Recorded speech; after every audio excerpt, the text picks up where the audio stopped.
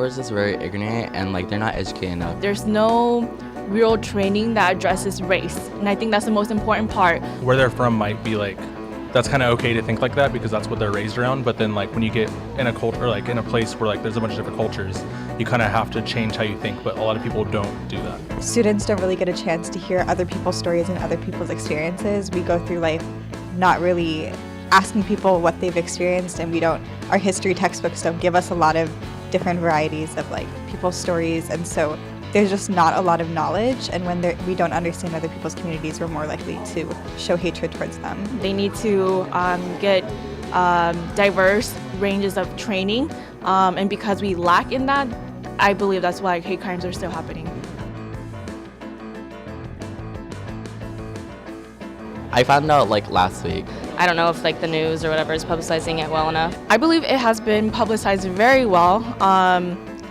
I mean, the morning of, that's when it started happening, and it caught fire so quick. I definitely think that it's getting a lot of publicity, and I think it's really important to have a conversation about anti-Semitism, but I also feel like the way the media is portraying it targets communities. We still don't know who did it, and yet people are making a lot of accusations, and it's led to a lot of Islamophobia, and you can definitely see the differences when people are talking a lot about anti-Semitism and not a lot about Islamophobia. It shows where people's biases are and where they're not really willing to listen, and the hypocrisies and like the discrepancies of that.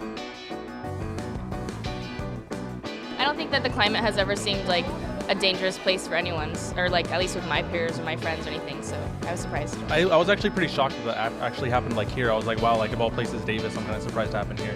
As a student of color, I can say that whenever I walk on campus, it's not safe. The mentality here is more conservative. Like, I'm glad that we have the LGBT center here, but I feel like there may still be incidences where like people still have judgments about like people with different sexual orientations or like different cultures or everything like that.